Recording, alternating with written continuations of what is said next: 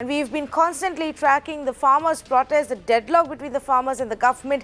It's day 55 of the protest in the national capital. Now, ahead of Republic Day, the farmers have been planning a mega tractors rally. To their top court, though, made an important observation regarding allowing the farmers to enter the national capital. This tractor rally is meant to go through the national capital. Now, the Supreme Court, though, said that the intervention of court has been strongly misunderstood. So they were referring to their earlier order where they said that the implementation of the 3 new farm laws will be put on hold until a committee is set up and they come back with recommendations and Supreme Court takes a decision. But they said that that decision has been taken as an intervention where now for everything people are looking towards the court. The court said that who will come into the city and who will be allowed into the city or not allowed into the city will not be seen by us. Whether who can be allowed or not allowed are matters of law and order, and that will actually be dealt by the Delhi police. So it was a very straight message to the Delhi police and even the centre saying that we are not the first authority here. You have to decide basis law and order how many people you want to allow to come into the city and how you're going to regulate them. Now, the hearing will continue. So this is not to say that this could be the final decision by the Supreme Court. The next hearing is on Wednesday, so we'll have to wait and watch. But let's say that the Supreme Court, again, just like they did in the case of Shaheen Bagh, put the onus on the police saying law and order is your responsibility. You need to take a call on how it has to be managed on ground. So what should be done?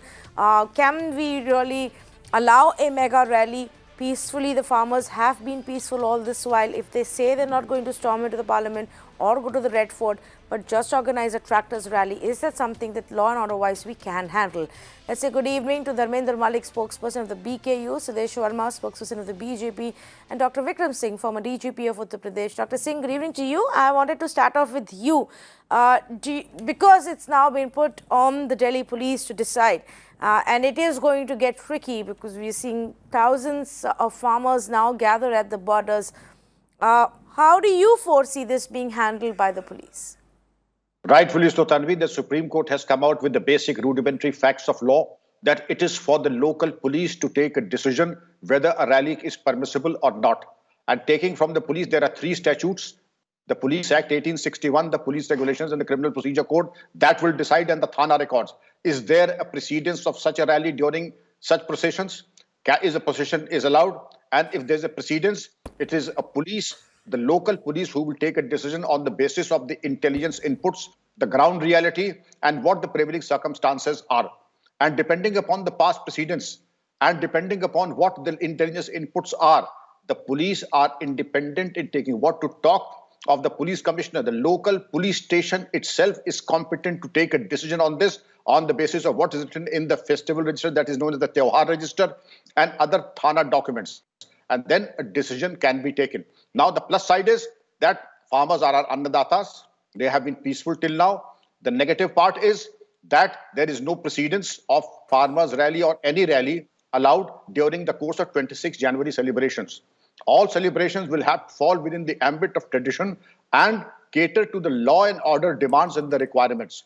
To that extent, the police will have to do their homework very well and see that no extraneous and no mischievous elements enters them or their agitation. And if they do, they have a problem at hand and they will have to address it. Therefore, it is a problem that is multidimensional, and it was not required for them to refer this problem and pass their responsibility and buck to the Honorable Supreme Court. Rightfully so, it is for the police to take on the responsibility and address it professionally. Tanvi. Oh, yes, absolutely. It's just that I guess in tricky times, Mr. Sudesh Verma, in sensitive times, nobody wants to take that decision and then be the one who has to face all the questions, who has to face critique from all sides, rather put the onus on the Supreme Court. But the Supreme Court has also said, no, it is your responsibility. You decide what has to be done.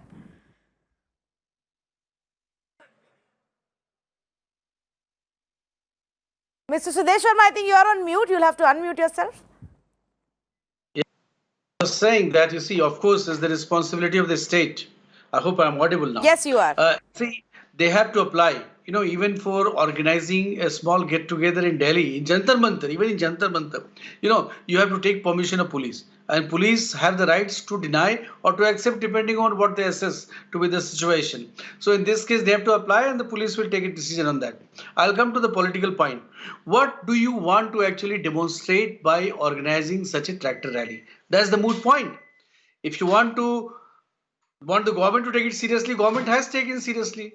That is why government is talking to you. Many rounds of talks have taken place. Another round will take place. And it is for you to understand that hard line does not work in democracy. You have to be accommodative. The government has shown its human face. Government is ready to talk, ready to discuss every aspect of the legislation. But you are saying withdraw the legislation. This should never happen in democracy. You can't say withdraw it. Parliament has enacted a legislation. So we hope that good sense will prevail, and we'll appeal to you, don't do such a thing that is going to bring bad name to the country. 26th January has a sanctity attached to it, and we don't expect that anyone is going to disturb that. And please, this is our request, don't do that. And allow the law and order machinery to function in a proper way. You know the kind of security preparedness that is there for 26th of January. So please don't expect that you would have a parallel rally anywhere. This is not good for the country. This is not good for democracy. Mister Dharmendra Malik, आपका जवाब इस चीज़ पे कि एक तो वैसे ही Republic day के हमें बहुत सिक्योरिटी होती है, इतना एलैबोरेट परेड होता है, उसके सारे अरेंजमेंट्स करने होते हैं, उस दिन पर आप क्यों कॉम्प्लिकेट कर रहे हैं सिचुएशन और एक रैली करके? नहीं, हम तो रैली नहीं कर रहे जी। देखिए, 26 जनवरी का जो गणतंत्र दिवस है, उसके गण की जो संप्रभुता है और गण की संप्रभुता का उत्सव हम भी मनाना चाहते हैं। पहले तो हम इसको खेत में मनाते थे, गांव में मनाते थे। कोई भी आदमी प्रभात फेरी निकालता है गांव में, सबका राइट है। इस बार हम दिल्ली की दहलीज पे पड़े हुए हैं, तो हम भी अपने गण का उत्सव मनाना चाहते हैं। हम कोई रैली नहीं निकाल रहे हैं। इसका जवाब नहीं, धर्मेंद्र मलिक जी, तो जो जहाँ पे हो रहा है आप वहीं पे सेलिब्रेट कीजिए, जहाँ सिंघू बॉर्डर पे और टिकरी पे, जहाँ पे सब जमा है इतने दिनों से और आंदोलन कर रहे हैं, वहां क्यों नहीं कर सकते? नहीं, वहां तो जगह ही नहीं है जी। काफी लोग और भी हैं, मतलब लंबी लाइनें हैं। और देखिए, मेरे समझ में ये नहीं आ रहा कि मीडिया द्वारा पहले एक हाइप क्रिएट किया गया कि परेड को डिस्टर्ब करेंगे, राजपथ पर जाएंगे, लाल किले पर झंडा लहरा देंगे। हमने बड़ा स्पष्ट कर दिया कि जो हमारे देश की परेड है, आधिकारिक परेड है, उसको डिस्टर्ब करने का हमारा कोई इरादा नहीं है। दिल्ली में जो हमारे हिस्टोरिकल इमारत है, चिन्ह है, उन पे जाने का, उन पे कब्जा करने का कोई हमारा इरादा नहीं है। हमने कहा है कि देखिए, आउटर दिल्ली की जो रिंग रोड है, आउटर रिंग रोड पे हम यहाँ से चढ़ेंगे, उधर से घूम के फिर आ जाएंगे। और ये हमने पहले करके भी दिखाया है। इससे पहले भी एक मतलब रिहर्सल टाइप हुआ था। एक भी कोई वायलेंस, कोई घटना हुई हो तो बताएं। दूसरा ये है कि देश सबसे ऊपर होता है, देश सरकार के लिए भी ऊपर है, हमारे लिए भी ऊपर है। हम देश के जिम्मेदार नागरिक हैं, सभी लोग जिम्मेदार नागरिक हैं। और मैं एक बात आपको और कहना चाहता हूँ। कई बार मेरी मुलाकात अब बहुत दिनों बाद आपके चैनल के माध्यम से हुई है। हमारे उत्तर प्रदेश के बहुत ही मजबूत डीजीपी कहे जाने वाले विक्रम सिंह जी आपके साथ यहाँ पे मौजूद है। इन्हें बहुत लंबा तजर्बा भारतीय किसान यूनियन के आंदोलन का है, और वो आपको बता सकते हैं कि किसी मतलब 25 से 30 साल के इतिहास में जो बातें हुई हैं, उसके अलावा कोई बातें नहीं होती, और कहीं भी कोई वायलेंस हमारे आंदोलनों में हुआ ही नहीं है। जी, ठीक है। इससे पहले कि मैं विक्रम सिंह से उस पर एक रिस्पॉन्स लूं, Sudesh Verma wanted to make a point. Go ahead Sudesh Verma first. देखिए Tanvi ji, Republic Day parade सबका है, आप बोले ना गन का है। अगर आप वाकई में सेलिब्रेट करना चाहते हैं, एक आम आदमी भी जाता है तो मैं बता दूं, आपको पता है हालांकि सिक्योरिटी कारण से उसको पास लेना पड़ता है। बिना पास के अगर मैं भी चाहूं कि मैं जाऊं तो मुझे नहीं जाने दिया जाएगा। हर गैलरी के लिए पास है। अगर आप पास लेके जाएं, आपको कोई मनाही नहीं। आप लोग सारे किसान लोग पास लीजिए, पास मिलता है, जाइए, बैठिए, वो पूरे सिक्योरिटी प्रोटोकॉल है, आपको किसी ने नहीं रोका।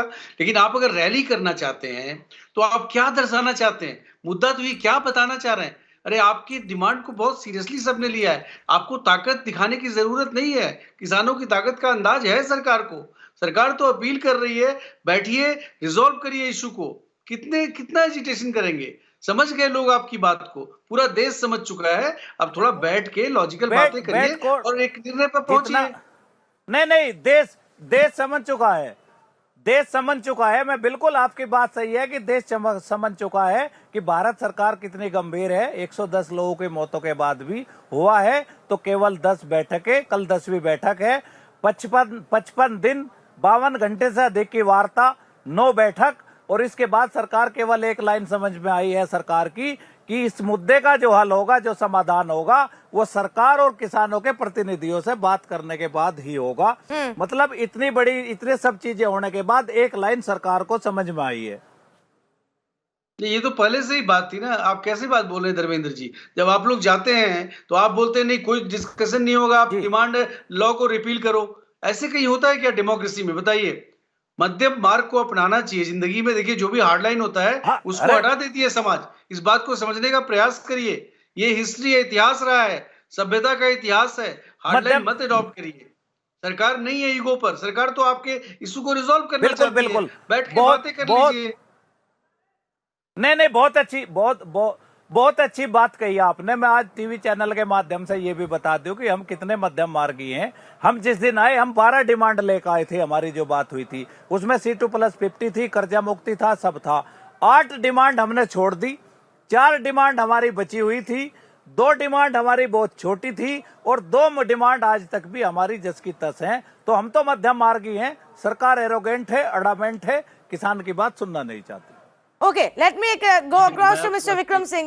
No, because Sudesh Sharma, you also know it. आप भी जानते हैं और धर्मेंद्र मलिक भी जानते हैं कि ये तो अभी इशू चलता रहेगा। जो बातचीत शुरू हुई है, जो 10-12 राउंड हो चुके हैं, अब वो उसमें आगे कहाँ हम जाएंगे वो देखना पड़ेगा सरकार को। लेकिन तब तक जो किसानों ने बाकी प्लान बनाया है उसका क्या होगा, उसको कैसे हैंडल किया जाएगा? Doctor Vikram Singh, I'll come back to you on the law and order issue. Maybe you can explain it in a way that Dharmendra Malik understands कि रिपब्लिक डे वाले दिन इतनी बड़ी रैली करना कितना पुलिस अथॉरिटीज के लिए भी कितना मुश्किल हो जाएगा हैंडल करना सबकी सिक्योरिटी। तन्वी, ये धर्मेंद्र मलिक साहब हमसे बेहतर समझते हैं, क्योंकि किसान और जवान एक सिक्के के 2 पहलू हैं, फोर्स मल्टीप्लायर हैं। और ये कह देना, हमारे कई रिश्तेदार धर्मेंद्र मलिक साहब के साथ धरने प्रदर्शन पे बैठे हैं और उनके कई रिश्तेदार हमारे साथ वर्दी पहन के थाने चौकी संभाल रहे हैं। तो ये कह देना कि कोई अलग है। धर्मेंद्र मलिक साहब, आपको याद होगा कि महेंद्र सिंह, पूजनीय स्वर्गीय महेंद्र सिंह टिकैत साहब के साथ हम लोगों के बड़े मतभेद थे, खूब बल प्रयोग हुआ। उसके बाद महेंद्र सिंह टिकैत साहब ने 200 लोगों के साथ मुझे अपने घर पे बुलाया और पराठा, हलवा और दूध पूरे 200 लोगों को खिलाया। इस सौहार्दपूर्ण वातावरण में धरना प्रदर्शन समाप्त हुआ था। देखिए, हम आपका बड़ा सम्मान करते हैं और आपकी दी हुई रोटी हम खा रहे हैं। हम लोगों को नमक हलाली पे शक न करें।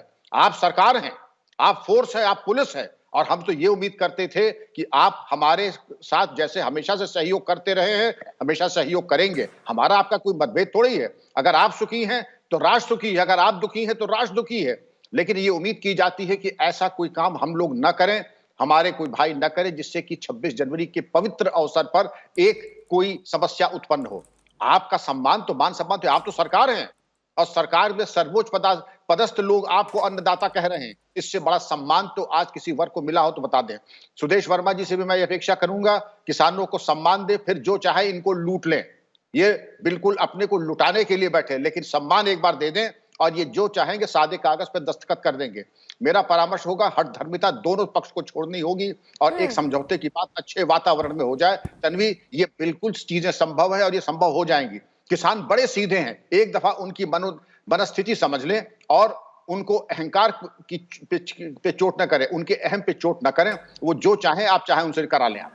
जी, बट डॉक्टर विक्रम सिंह, अब वो थक भी चुके हैं और सालों से इंतजार करके अब उनको भरोसा करना भी उनके लिए मुश्किल हो रहा है। वो कह रहे हैं कि लॉज हटाइए तभी आगे बातचीत होगी, तो प्रॉब्लम वहां पे आ रही है। Dharmendra Malik wants to make a point. Yes, देखिए, मैं साथ डीजीपी साहब मेरी बात को कुछ और समझ गए। मैं तो बिल्कुल उनको यही कहना चाहता हूँ कि वो भी हमारे बहुत सम्मानित हैं। टिकैत साहब के साथ उनका बहुत निकट का संबंध रहा है और उनको पता है कि हमारे लोग वायलेंस नहीं करते और जवान और किसान एक नहीं है, एक घर से निकलते हैं। मैं आपको हकीकत बताऊं, आपको मिलवाऊंगा गाजीपुर बॉर्डर पे, आप कैमरामैन आपके मौजूद हैं। एक भाई तो सामने ड्यूटी कर रहा है पुलिस की वर्दी पहन के, दूसरा भाई यहाँ पे धरने में बैठा हुआ है। और डीजीपी साहब ने देखा है कि कई बार जब मूवमेंट को रोकने के लिए आंदोलन को फोर्स लगाई जाती थी तो उसी गांव के सामने लोग पुलिस के जवान होते थे और इधर गांव के दूसरे लोग होते थे। बिल्कुल उनकी बात से मैं सहमत हूं कि कहीं ना कहीं थोड़ी बहुत बात हुई भी है, लेकिन मैं आपको एक ही बात कहता हूं कि विक्रम सिंह जी की बात से मैं अपने आप को अलग नहीं करता। उन्होंने एक अहम बात कही है, अगर ये सरकार इस बात को समझ ले, जिस दिन हम यहाँ दिल्ली में आए सरकार ने कहा नहीं हम तो 7 तारीख में बात करेंगे, फिर कहा हम 3 तारीख में बात करेंगे। सरकार जो है किसान की परीक्षा लेना चाहती थी और किसान टेस्ट में कभी फेल नहीं हो सकता, क्योंकि हम एक फसल का बीज बोने के बाद 4 महीने इंतजार करते हैं। सरकार को सिचुएशन को हैंडल ही करना नहीं आया। आज तक भी सरकार नहीं समझ पा रही कि समस्या का असली समाधान क्या होगा।